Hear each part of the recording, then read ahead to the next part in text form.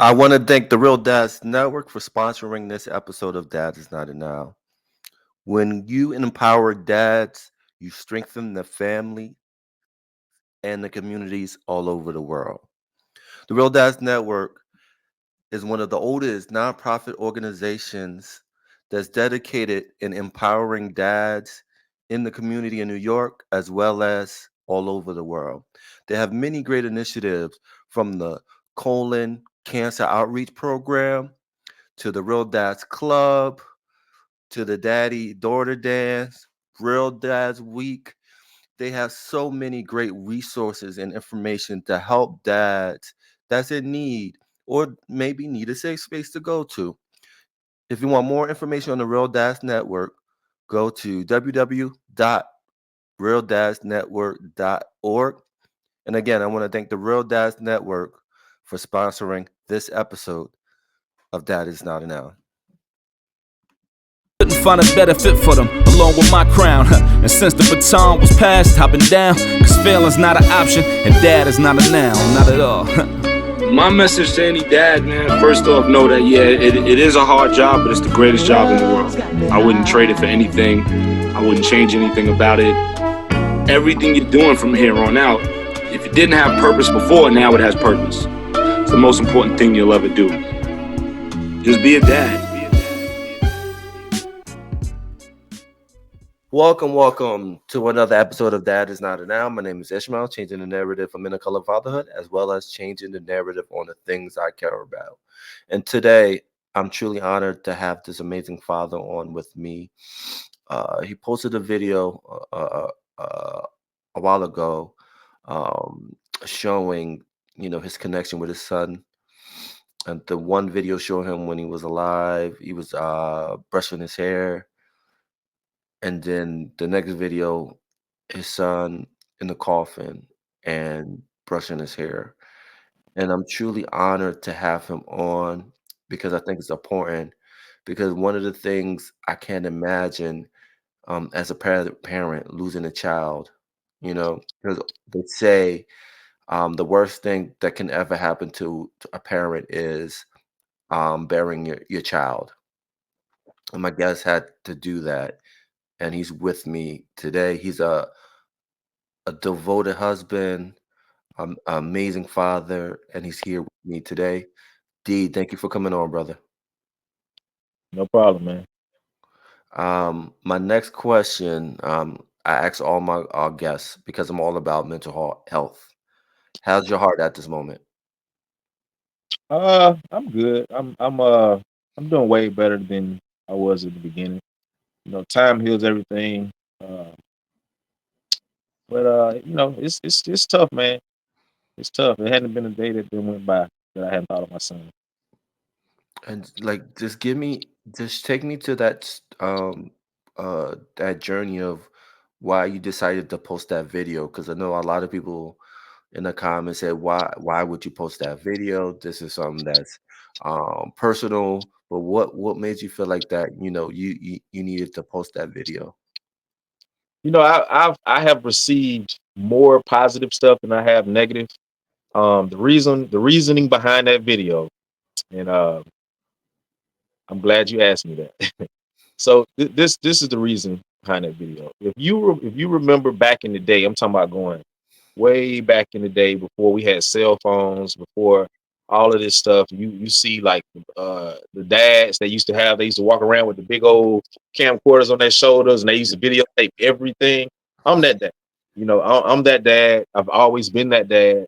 Um, I was doing this before. I've been videotaping before it was popular to get money off of YouTube and all that stuff. I've been doing this. So if you were to go on my Facebook page and you would just go all the way back,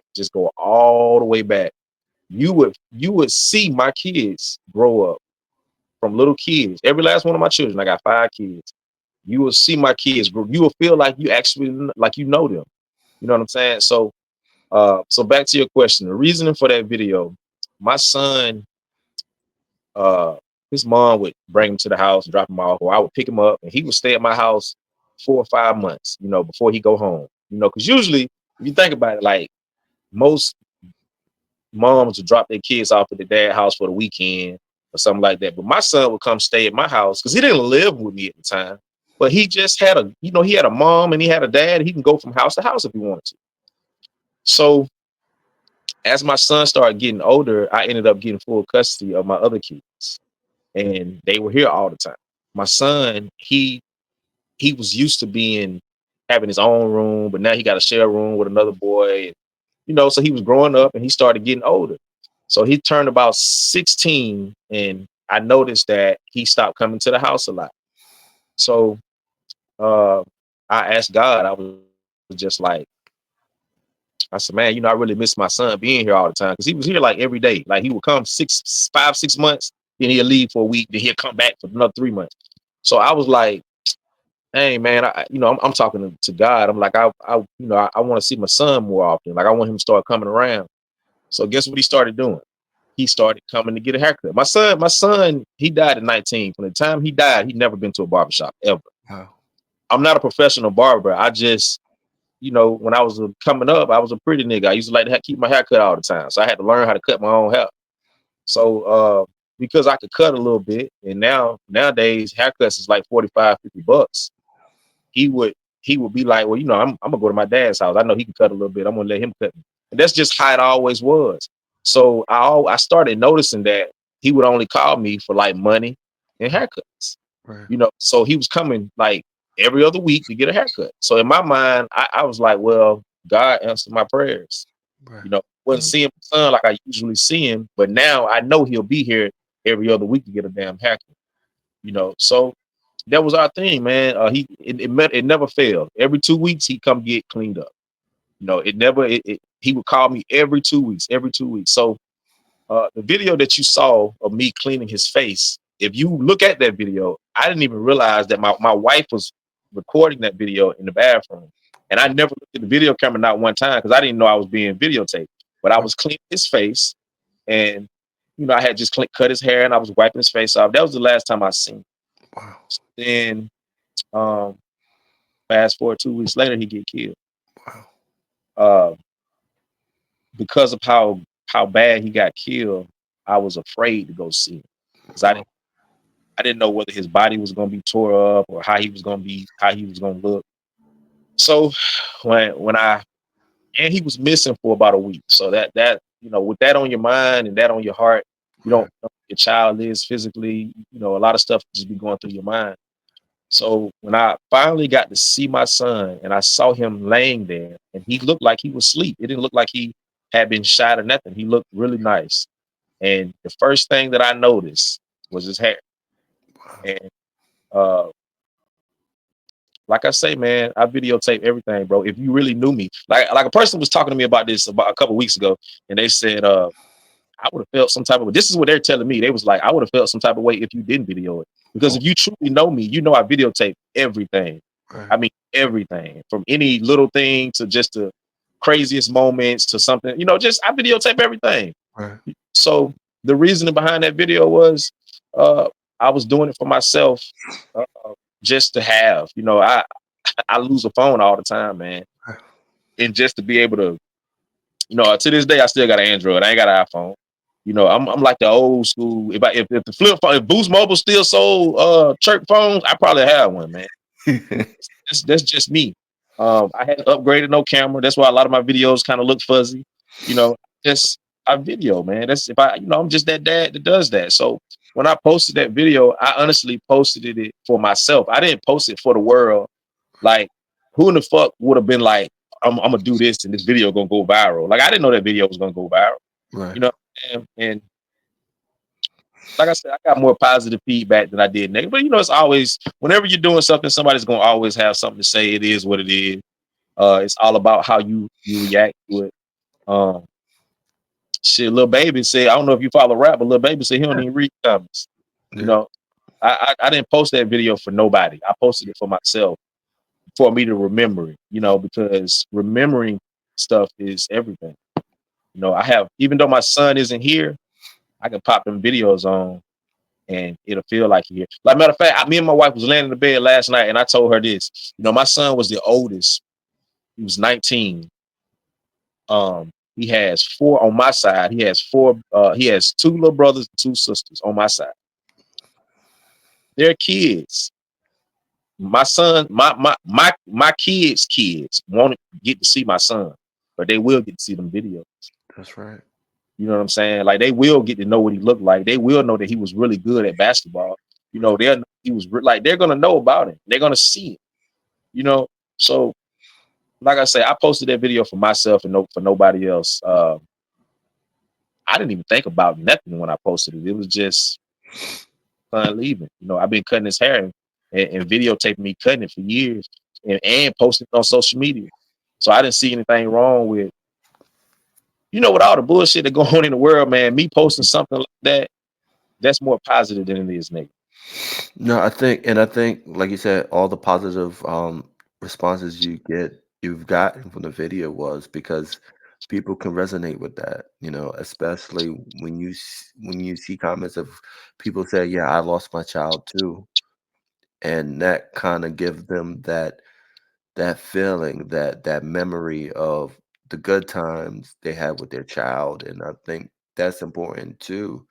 Um, but going back to the video, like thinking about it today, like that video of you when he was alive, like you would never imagine in a million years that would be like your last moment with your son.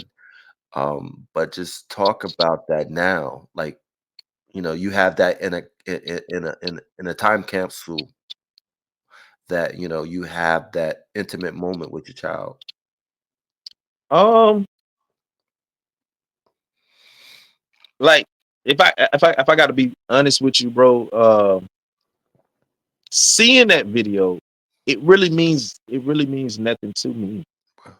Okay. And the reason why I say that is because I literally do this shit every day, bro. Like, for instance, if you go on my TikTok and you see how I bring food to my wife, they think that shit is fake. I've Right, been doing this shit. I've been doing that way. Like my kids, literally, when I cook in my house. right, When I cook, my kids go to the table because they know daddy gonna bring them their food. right, Like that's just something that I do. So that video of me cleaning his face in the bathroom, my wife just so happened to catch it. But I right, do that shit every day. Like, so it was a moment that I'm glad that I got. Um, it shows my last time, with my son. But I've been doing that. That's why my son sat there like if you look at that video, he sat there like he used to. Like yeah, this ain't nothing that I didn't even know my wife was videotaping. right, You know what I'm saying? So he was sitting there like he was like people thought he was dead. I don't even that shit blows me how people thought that he was dead sitting in that thing. Like, we literally in a bathroom and he's sitting up. He just got his eyes closed because I was wiping his face because he had acne on his skin. But uh I do that every day, bro. Like I can't even like it might not be that, but just loving on my kids, making sure they, you know what I'm saying? Like I got 3 boys. If my youngest son gets something in his eye, he gonna run to daddy and be like, "Daddy, get this out." He ain't gonna go to mom. right, He gonna come to me. And my right, wife should tell you, because I'm hands on with all my kids. I don't play about my children, and I'm like that because I didn't receive that growing up. So I got some tough ass kids too, man. People think that when you show too much love on a child, it makes them soft. That's not the case, man. You know, uh, it's just that I think the world isn't used to seeing a black dad love on their kids, and I think that's the problem. Because there's a lot of great black dads in the world, man. It is, and I think that because it's not shown, if it does get shown, you you got some people that think, oh, they just doing that for the camera. But I do this shit every day. I've been doing this shit since I was 16, bro. I ain't lying. I used to work. I used to play. I used to go to basketball practice, get off basketball practice, walk to my job, work there like 2 hours, get a check at the end of the week for $32. I would take that $32 and go buy damn Pampers and formula at 16 years old. These are facts, bro. right. So I don't really, I never really cared about what nobody thought of. So when I did that video, I really just done that video. I ain't even, like I said, I didn't even do that video. My wife took that video. I didn't even know she had that video. Wow. But when I look at it, it's just me loving on my son, like what I always do. And just talk about just you as a father, because I know we talked about before we were on air that you didn't have that growing up. So how were you able to just adapt and just learn on the like on the fly of being a good dad? Um, just uh trauma, man. Trauma is real. I can't tell you how to handle it because everybody handles things differently. But what I do know is kids do what they see. Um, Kids are sponges. I don't give a damn how old they are. If you cuss at your wife or your girlfriend and your children around, if you cuss at your baby moms, when they get older, they're gonna cuss at their baby mom. Or if your daughter sees that, she might grow up and think that's okay to get cussed at. You know, so everything I do, I make sure I do it in front of my boys. My Mhm. boy, if my son would have lived, he would have been an awesome dad. I got three boys, and it'll break my heart if they were to grow up and be a dad that just don't want to mess with their kids. So I honestly believe that um, kids are sponges and they're gonna do what they see. So I just decided to be different than how I was raised, and I don't know what it takes to do that. It just you just gotta want to do it. Everybody's looking for an excuse to not do something. And I don't know, man. You just gotta.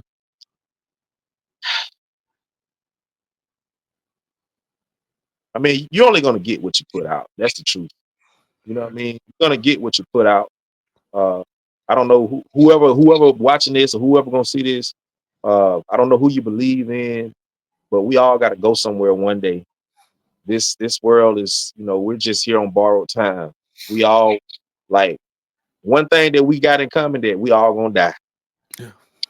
Nobody lives forever. You can't find that one person that doesn't live forever. And how do you want to spend your time on this earth? I don't even got friends that got kids that don't fuck with their kids. Because what does that say about me? So it's just you just got to be. I mean, you think about how you grew up. If you didn't like how you grew up, then you got to change. You got to change something. So if you got kids, you don't want your kids to grow up the way you grew up. So I just try to be a better dad than my dad was. My daddy went to jail on the day of my sons. Wow. Uh, he in prison right now. He went to prison on the day that my son was at the day of the funeral. My daddy went to prison. Wow. So uh, we just got to be different than our you know because like I said, I come up with some guys that had pretty good dads, but I came up with some guys that didn't have dads. Right. And I ain't no millionaire, nothing like that, but I think I did okay. We just gotta try to be different than how we came up. That's the only thing we can do. Right. And I think one thing too is like I've talked to a lot of dads is that you can install as much as you can when you're to your kids, but when they leave the house and they go around to block the corner, all you think you can do is just have faith and what they're gonna Absolutely. do when you're not around, and Nah, that's all you can do. it's true. What I used to tell my son, he had a friend he used to bring with him all the time, and I looked at him like a son. And I know they were real close. They had each other's backs. And I used to tell them this all the time. I consider myself to be a realist. I'm not a hypocrite. I believe that experience comes from experience. You know what I'm saying? Like, you won't experience, you won't know nothing until you actually go through. So me seeing my son, seeing how popular he is, seeing how the girls are at him. He's really good at basketball. I know what comes with that because I played ball. I know what comes with it. So I used to tell my sons all the time, and even my younger kids now, I tell them all the time, listen, I know you're gonna do exactly what I told you not to do when you leave. But I just pray that you have the sense to know, oh no, I ain't gonna do that, man. That's gonna get me in trouble. You know, because that's true. Once they get to a certain age, they're gonna do what they want to do, and we know this because we did. Yeah. We did. You know what I mean? Like I tell my kids, you know, my kids know we don't allow no cussing in the house. I don't want you cussing in my house. You can't cuss in my house. Uh, but I know when they out there with their little friends, they're gonna be cussing up. You know, they're gonna be cussing like, hey, I know that because we did it. I did it. I'm sure you might have did it. Yep. But if your mama was around, you wouldn't cuss in front of your mom. Facts. So it's just that, you know, it's almost like a cycle that certain people just need to break. Right. And we gotta do it one step at a time. Unfortunately, certain things happen that's unexplainable because my son, I feel like he should be here, Yeah. but God had another plan. Facts. And then just talk about like the what you poured into your oldest son. What are you pouring into your kids that are with you Um, now? so for the same thing I poured into my son, like I say, I feel like um my son, man, my son graduated high school with a 3.9, finished his first year in college with a 4.0. Got a basketball scholarship to a college that he wasn't even supposed to be playing at. He set the bar so high. And my kids, I actually have a video with my son, his first college game, and they were sitting next to me in a row. And I was videotaping my son with the phone, and then turned at them, and they were all looking at my son. That was his first college game. And I just, to me, that was like a moment of them seeing their older sibling going on to the next level of life because it's levels to life. And I try to capture moments like that. And you know, I just pour in my oldest son. I poured into him, you know, how to just be a great guy. Yes sir, no sir. You know, all the truth, no matter how bad it is. You know, my kids know not to lie to me. They'll lie to their mama before they lie to me. They'll come to daddy and be like, "Man, daddy, I messed up, man. I did." But they gonna lie to mom. You know, but I always told my kids, listen, don't lie to me because if you lie to me, then you know, because as a dad, as a parent, you're gonna want to go to war for your children. Yeah. But if you're lying and then I'm gonna look like a damn dummy, I would rather you tell me the truth so I know what we up against. You know, so I always just preach that to my children. I'm real big on like once a month or once every, you know, every 2 months, depending on what's going on, I'll do like a family meeting of all my kids. We'll get in the middle of the floor and I'll lead it, and we'll all just, you know, just talk about what's going on, certain things that need to be talked about and said. And like I say, we're a very close knit family. Um, I just try to pour positivity in my kids, and this death of my son, of their sibling, I use. Mm. Um, I take that and I try to, I want them to see that, you know, my son, even though everything daddy told him, he got a look and he decided to go do what he wanted to do. Definitely, definitely. And you know, there's levels in fatherhood. So where would you see yourself level wise as a father? And then also, when it comes to, you know, healing, you know, I think that's the important thing is like again, like I said earlier, no one can never know how you feel until you lose a child. Um, just talk about the level where you're at in your fatherhood, but also just talk about like where you at the healing process of just losing your firstborn. Okay, so where I'm at for as healing wise,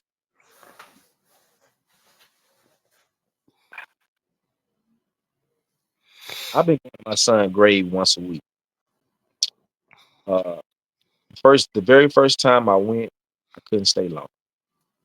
Just the thought of my son up under that dirt, uh, they done something to me. I had to leave. I went back the next week, stood over his grave for a little while, didn't say much, left. Went back the next week. I'm sitting Indian style on top of the grave, on top of the concrete slab. I'm sitting there, and I was able to sit there, you know, and talk to him, and you know, I cried, and then my chest hurt. It felt like swallowing peanut butter. Um, I left, came back the next week. sat down on the grave. I actually laid down on the grave, laid on top of the grave, and hugged the ground, and cried. I say all that shit to say this. Every day it kind of got a little easier. Uh, a part of my brain, you know, I make my brain when I get to thinking about it hard and heavy. I look at it like he just on vacation. You know what I'm saying? He was in school. You know, we was already not seeing him that much. So in my mind, you know, I try to, even though I know I know he gone. You know what I'm saying? I know he gone. But just for a little peace of mind, he's somewhere hooping right. You know. So I mean, I'm fine. I'm doing okay. It just takes time. You'll never like this. Like I still feel this lump in my throat. You know, it's still there. It's still there. It's probably never gonna go nowhere. I mean, June 25th, and here it is, October the 12th, and I haven't went not one day, not having thought about it. And you know what's crazy? Me and my wife was talking about this last night. Some days I've been made it to the end of the day, and I'll be like, "Damn, did I think about my son today?" You know, like that's how it is. Like I just, you know, and well, I'm gonna tell you where it get hard at. In the beginning, you know, family calling you, your friends calling you, everybody checking on you. But then after a while, them calls gonna stop. They're gonna slow down. You know, ain't nobody gonna call and check on you no more. My son's still dead. He's still gone. It's almost like the world just moves on. It just keep going on. You know, and you really never understand until this shit happen to you. Kids are getting killed every day, man. Every second, somebody's child, they just lost their child probably 5-10 minutes ago. You know, who why my son here? You know, why my son couldn't still be here? Like I mean, people losing their kids every day, all the time. But we just got to figure out a way to move on. And I remember you asked me earlier, you said, like, how did I guess get the strength to not give up and just because of my other kids. I was about to crash out, man. But I realized that that's kind of selfish, you know, because at the end of the day, I know, God know, and my son know what I told him and what we talked about. You know, I know this. So this is real shit I'm about to tell you.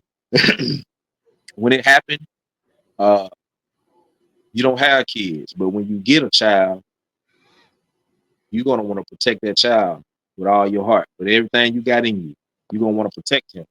So I used to have, after that happened, I was trying not to crash out, trying not to go do something that's gonna get me in prison for the rest of my life. But as parents, we always say, ain't nobody been not mess with my kids. Nobody been not do shit to my children until it happens. And then you're like, okay, goddamn. So do I need to go crash out and do this, even though I got my other kids here that I got to be here for? You know, I train my kids in basketball, and we go hard. So do I throw away all that work I done put in with my son? You know, my daughter, she's a senior this year. Do I just crash out, not even get to see her big day? You know, like all that stuff plays through your head, man. And it's gonna take a certain, because I can't tell nobody. I can't tell nobody, man, you don't need to do that, man. You got other kids at the house. Because I know how I feel. You know what I'm saying? I know how I feel. Uh, do I think it's wrong to go out and kill somebody if they mess with your child? Hell no, I don't think it's wrong. I think I honestly believe that if you do something to one of my family, we should be able to do something back. But it's gonna come with consequences. Are you willing to face those consequences? Are you willing to be gone for a long time? It's we got a lot of stuff to live for, man. And I got 4 more kids and a wife. Do I want to throw that away because of some shit I know I told my son not to go do, and he went to go do it anyway? Right. So it's a lot of stuff, man, that goes on because I literally had talks with myself in the mirror. These are real talks I had with myself, like talking to myself, like, nigga, you a bitch ass nigga, like you ain't do nothing. You just that's your son. You just gonna let him. You ain't gonna do nothing. Then you got another part. It's like, man, but you got your other kids. You got to be here for. Like it's that's real. Like it's real trauma with that, man. And like I say, I don't wish it on nobody. I don't wish it on nobody. When your mom died or your dad died or your grandmama passed, if they pass at an older age, it's almost kind of acceptable because they've lived a life. You know what I mean? Uh, they lived a life. My grandmother pretty much raised me. You know, she had both her legs cut off and had 2 heart surgeries, and that ain't even what killed her. You know, so it's just like you just this life. We're only here for a short period of time, and there's so many demons walking around, bro. Yeah. You never know who they are. If you surround yourself with a lot of positivity, um, it's hard for them to get in, and Facts. Facts. that's the truth. I think that if the world was more positive, it'll be a whole a better place than what it is. Um, No, no, I agree with you 100%. And you answered the second question too. That when I asked you about where you're at level when it comes to father, you answered it right there. Like you could have chose a different route, but you chose to live because you're like, I have my other kids, and um, you know, I can't imagine you like not being like in the present with your children that's here, yeah, and I think that's deep, bro. That's deep that everything you're doing and what you've been doing is for your kids. And then, like we talked about behind the scenes, is like you said, it's not about the bag, it's not about making money, it's about spending time, quality time, being in the present. Because as they get older, and they become adults, they'll remember those times they had when they were little with you, right. as well as in their teenage years, that they're gonna remember that dad was there. You know what I mean? And I think that's important, and I think that highlights this conversation is that it's about being in the moment, being in the minutes, being in the hours with your child.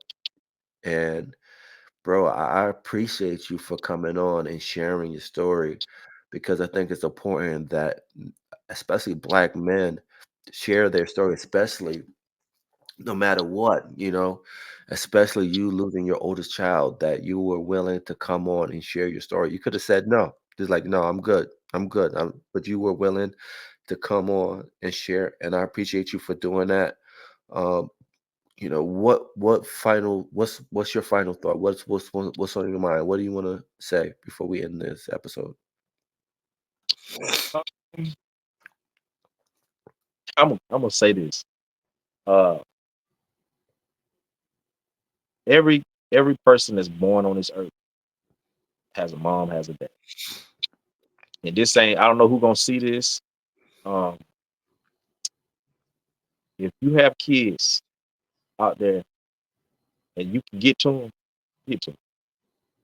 I mean, this goes to a mom. This goes to a dad. Cause see, I'm on both sides. You know what I'm saying? Because I have full custody of my kids from my last one, and that goes to show that it's some moms out here that don't really care about their children for real.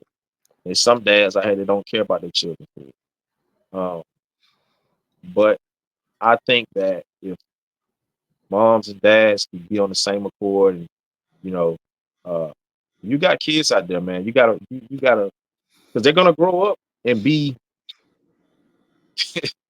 why, like if they don't have any kind of training, and I ain't talking about just raising a child, man. I'm not talking about raising a child. Anybody can raise a child. And when I say train your children, you're trained to say yes, yes, ma'am. You're trained to say yes, sir. Those type of morals are dying nowadays. If you think about it, I don't. You like we got to be more in tune with our kids, man. We got to, because our kids are our future. It's the truth. Our kids are our future. So yeah, I would say that, man. If you got kids out there, dads, moms, don't get in that life, man. Don't let it get too late, because once they get in their teens, they don't want to talk no more. and then it's gonna be even harder for you to get through to them. If they got some young kids out there, man, reach out to them. It don't cost no money to go feed the ducks. Yeah. It don't cost some money to just walk through the park. You know what I'm saying? So yeah, man, just reach out to them kids, take care of them kids because they are our future. Facts, facts. And it's again, it's all about being in the presence. And again, I appreciate you being in the present with me and sharing your story. Cause like I said, you could have said, nah, I'm good. I hit you up on the DM and TikTok and you're like, yo, I'm down. So again, I'm forever grateful that you came on and talked to me. How can people find you? Well, they can go on my TikTok. It's Sprat underscore Kings underscore Adventure. Or you can go look me up on Facebook, Demaurious Spear. It's a long name. It's probably hard to spell. I don't know if I can put it so where they can see it, but Demaurious Spear. You can look me up that way. Uh, and I'm gonna just all you're gonna see is positive. The only reason I decided to do this because I saw the caption and what you represented, and it seemed positive. I'm all for positive. I don't do no negativity. When people say negative stuff, I usually don't respond unless it's something that they need to be responded to. But as long as you keep it positive all the time, man, I'm always gonna respond to it. Facts. And I appreciate you for coming on. Again, this has been a great conversation here on the podcast. Like, subscribe, YouTube, Spotify, iTunes, all that good stuff. And we're out. Peace. Peace. All right, stay on for a little second. Let me